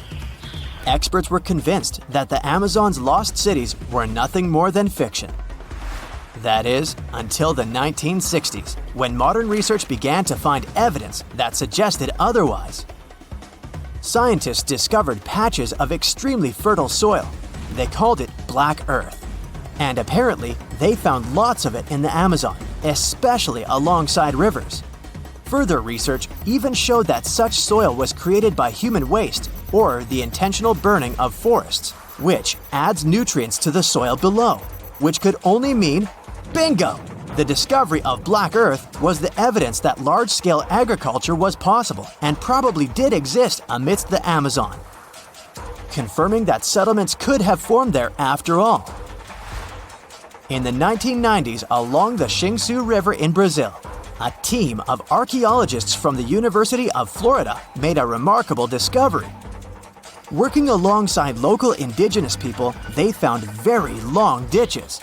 After mapping them, they realized that these ditches were a sign of a big settlement. They were remnants of carefully designed walls centered around a plaza. Some were roads that led to more settlements. In fact, Just this part of the Amazon, about the size of New Jersey, was once a network of dozens of settlements that experts believe could have been home to at least 50,000 people between 1250 and 1650 CE. Other discoveries were possible thanks to LiDAR imaging, a type of technology that allows researchers to take satellite pictures of the forest's ground without having to step inside of it. A network of trenches in Acre, Brazil, dates back to 200 to 1200 CE. These suggest settlements that could have supported 60,000 people. Other images from near the Xingu River suggest cities that could have housed about 50 million people. These were the lost cities of the Amazon. Believe it or not, these images suggest that Fawcett was very close to a major discovery. He was looking for the ruins in the right place, but he was looking for the wrong thing. Unlike cities such as Cusco, which used stone as their primary material, Amazonian settlements used wood and earth to build their cities. These materials are highly deteriorating and probably decomposed over time. Finding them required a bit more technology than what Fawcett had available at his time. Strange and amazing items are discovered often, but figuring out what our ancestors were up to is pretty tough. Especially when all you have are just some rusty cups and cave drawings. It's no surprise that even the experts in lab coats sometimes make mistakes. But it's not just about dusty plates and huge stones. Sometimes there's even humans with large heads. So grab your digging tools and let's travel back to ancient times to explore incredible societies that even scientists can't fully explain. Sardinia may look idyllic now, but I'm not gonna lie, I wouldn't fancy visiting it 3,000 years ago. Rumor has it, terrible giants roamed around this island back then. People even talk about finding human skeletons over 13 feet tall there, although nobody's ever shown anything to prove it. But the stories will make you wonder because some weird stuff has definitely happened. In 1974, over 5,000 pieces of broken stone artifacts were found in a part of the island called Monte Prama, but instead of being displayed in a museum, they were locked up in an underground vault for about 30 years. Sounds a bit suspicious, doesn't it? When they were finally displaced in 2005, scientists put the pieces together to find statues of 38 giant men standing 8 feet tall. Not quite as tall as the legendary skeletons, but still pretty huge. It's thought these statues were made by the Nuragic people, who lived on the island a long time ago. Besides giant statues, they also built over 8,000 massive stone buildings. Perhaps Nuragic weren't giants themselves, but they definitely liked their things big. I do too. I like a big number of likes on our videos. That would be pretty great. Thank you if you liked this and subscribed. Now back to the video. You and I are pretty smart, but we might not be the smartest humans ever. Actually, we might not even be the smartest species.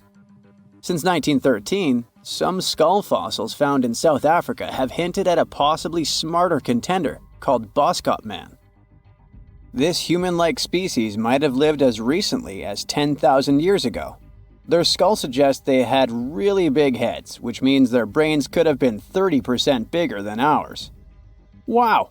Their average IQ could have been around 149, making them among the smartest 0.05% of people today. But if a Boskop Brainiac was so much smarter, why are they not around and we are?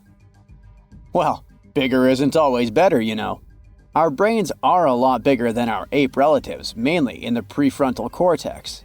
This part helps with high-level tasks like making decisions, remembering things short-term, and being aware of ourselves. The parts of the brain that handle our senses and movements haven't really grown much. So, maybe the Boskops spent too much time dwelling on the past rather than doing practical things like hunting. But this is all just guessing. We really don't know what happened to these clever cousins of ours. Some people even argue that Boskops weren't any different from us, with the only evidence being parts of skulls. The jungle is huge. Did you know the Amazon rainforest is home to about 30% of all the world's plant and animal species? That's impressive. However, The history of one native species, humans, has long puzzled scientists. The mysterious Kasarabe people lived here for hundreds of years and then vanished around 1400 AD. People thought the Amazon only had a few scattered tribes, but recently we discovered big, unusual shapes in the ground called geoglyphs.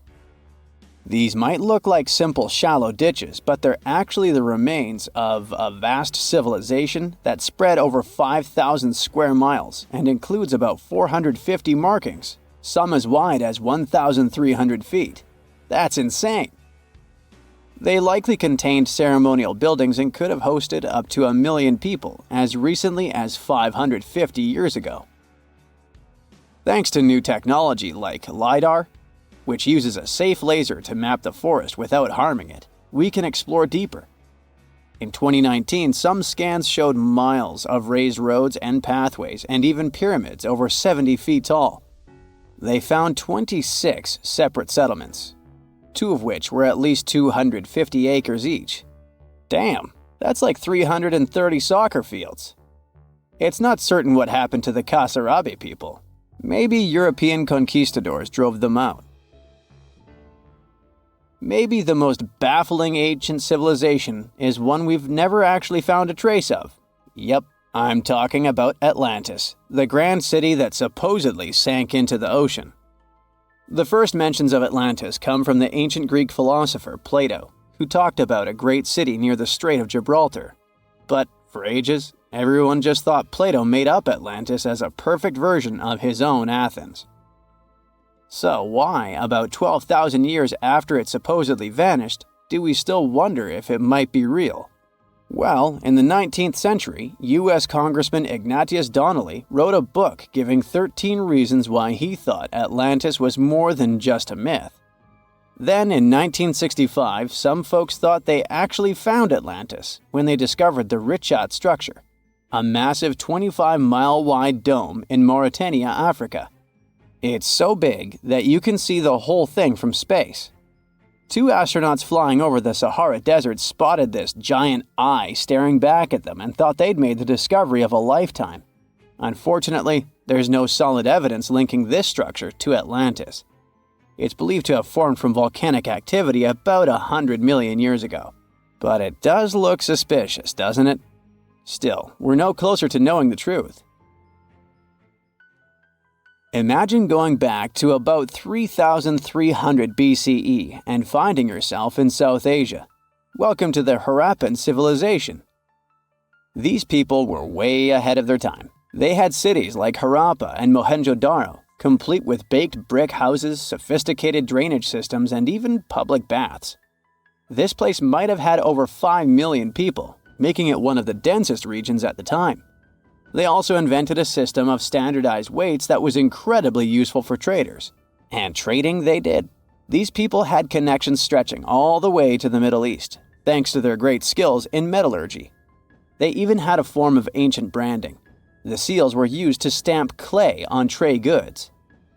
Despite being so advanced with a thriving urban life, there's a whole bunch of mystery shrouding their language and script. We've got bits and pieces of their writing, but no one's deciphered them yet, even with all the technology we have today. We also still don't know how exactly their society worked. It looks like they didn't flaunt their social status as much as other civilizations. No grand palaces or massive monuments. Instead, their largest buildings might have been granaries. They sure were practical. Unfortunately, all good things must come to an end. Around 1800 BCE, this bustling civilization started to decline, possibly due to shifts in river patterns. As the environment changed, the Harappans packed up, moving towards more hospitable lands. Ever heard of the Minotaur? The beast with a bull's head and a man's body, hunting the bravest travelers in a massive maze. Well, this wasn't just any old tale. It was one of the most popular dramas of the ancient world. And it was inspired by this place, the island of Crete. The Minoans lived here during the Bronze Age. They had stunning palaces, amazing frescoes, and a culture so rich it still fascinates historians to this day. They built places like Knossos, which was so complex with its multi-story buildings and elaborate hallways that it might have inspired the whole labyrinth myth. Their engineering was so ahead of its time that even their drainage systems were more advanced than what many of us have today. Let me know in the comments which of these stories you find the most fascinating, and thanks for watching. A comfortable abode with a gorgeous view of the Mediterranean Sea will serve as a perfect rain shelter. Well, this is what a real estate advertisement might have looked like for Neanderthals 100,000 years ago. Welcome to the weird and wonderful caves you could live in, or not.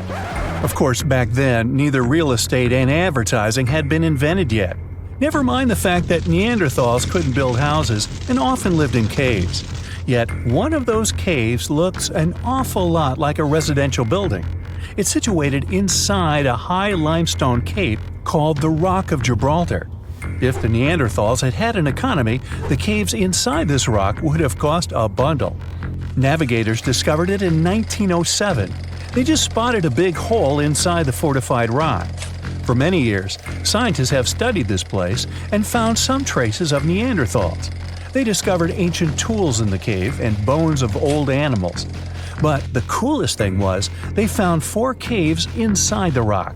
It was like a residential complex. Neanderthals lived alongside neighbors and helped each other hunt and fish.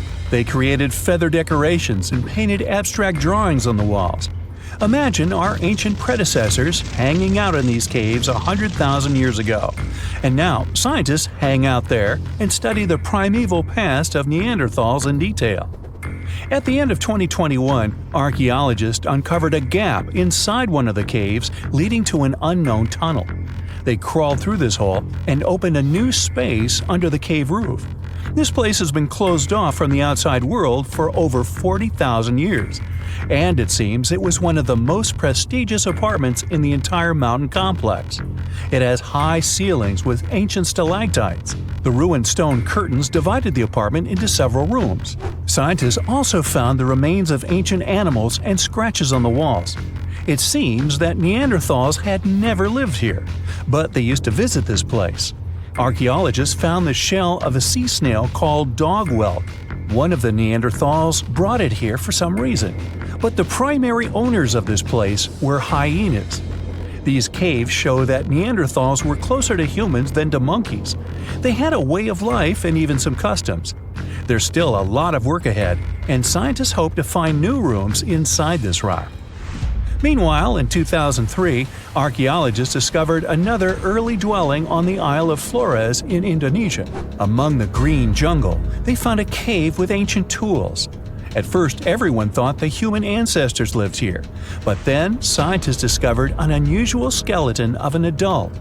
A thorough analysis showed the skeleton belonged to a 30-year-old woman, 3.5 feet tall, just above the waist of an average adult. The woman's weight was equal to the weight of an adult shepherd. The skeleton didn't belong to Neanderthals or Australopithecines. It was a new unknown species, which scientists called Homo floresiensis, or simply the Hobbit. Also, there were remains of unusual ancient animals in the cave. It was an elephant the size of a cow, some large storks, and giant rats. Archaeologists have found out that hobbits were not the owners of this place. The main inhabitants were the rats the size of a cat. Maybe they were fighting the hobbits. Some analysis shows that Homo floresiensis wasn't our direct ancestor. They were in a separate branch of evolution. The hobbit skeleton looks more like that of a monkey than of modern humans. In 2009, in the dense jungle of Vietnam, archaeologists discovered Son Don, the largest cave in the world. If you go inside the cave and shout, you'll hear your echo a long time. In some places, the height of this cave reaches half the height of the Empire State Building, and the total area is larger than one central block of New York. Son Don is one of the 3 caves in the Vietnamese jungle. Many intricate mazes connect these caves. Inside, you can find unique plants and trees that live separately from the outside world. It's a real underground jungle. In some places, you can find collapsed ceilings that let the sunlight in. Besides unusual trees and plants, ancient stalactites hang there. Some limestone deposits are more than 450 million years old. They were here even before dinosaurs appeared. There are also many rivers in the cave. Rainwater coming down from holes in the ceiling has formed them. Fast streams resemble slides in a water park. They lead to unknown underground labyrinths. Scientists have studied only a small part of all these caves. The next unusual cave is in New Zealand. Hundreds of thousands of fireflies live inside. Each of them glows with a blue light. Together, they light up the cave. It may seem to you that you're on another planet, but you can't stay there for a long time. Special air measuring devices are everywhere. Scientists monitor the level of carbon dioxide necessary for the normal existence of fireflies. These insects are sensitive to the environment. If there are many people in the cave, or they stay there too long, the park staff will ask them to leave the place. It's like you're literally stealing oxygen from the fireflies. We've seen some pretty amazing caves so far, but how about a scary one? We're going to the desert of Yemen's Al-Mara province. What we're looking for is not a cave, it's just a black hole in the ground, right in the middle of the desert. It's big, the size of a basketball court. It's not its size that could scare you, but what's inside. Scientists are still not sure what it is. From the depths of this black abyss, a disgusting smell of rotten eggs constantly comes out, and sometimes you can hear some strange, frightening sounds. The blackness of the giant hole in Yemen absorbs all the sun's rays, so you won't see what's there even with a powerful flashlight. People flew over this place by helicopter. They filmed using drones and the most powerful lenses, but they didn't catch anything except darkness. It looks like a big ink spot in the middle of golden sand. The locals are afraid to approach this place. They believe the cave leads to another dimension where evil creatures live. At the moment, the giant hole in Yemen is one of the most poorly studied and mysterious phenomenon of nature. How did it appear? How old is it? Where does it lead? Scientists are trying to find the answers to these questions. There are theories that the hole appeared because of construction work. Geologists drilled the soil nearby in search of minerals. It could have caused fluctuations in the Earth's crust and collapsed the surface. But no one can prove this theory, yet. And now, imagine a place where sunlight has not penetrated for more than 5 million years. There's little oxygen, and it's cold and damp. Still, life is born in this place, not only microbes and bacteria, but also something bigger. The living conditions in this cave are very different from the usual ones, so, in a sense, this cave is like another planet. It's the Movil Cave in the southeast of Romania, near the Black Sea. The entrance is a small hole in the ground. Inside, a tunnel leads deep below the surface. The levels of hydrogen sulfide and carbon dioxide are above normal inside the cave. The air here is half as much oxygen as on the surface. People can't be here without an oxygen mask, but other creatures living here can. The cave is home to 48 species of living organisms. 33 of them are unknown. Here you can meet some unusual insects, white snails and white spiders, millipedes with huge whiskers, transparent shrimp, and unique species of leeches. They all live here thanks to the little bacteria autotrophs. They absorb carbon dioxide and release food particles. Bacteria feed on it. Other larger organisms feed on these bacteria, and some bigger organisms eat those little ones. In the end, everyone gets food. In this cave, evolution has created a biological system separate from the rest of the world.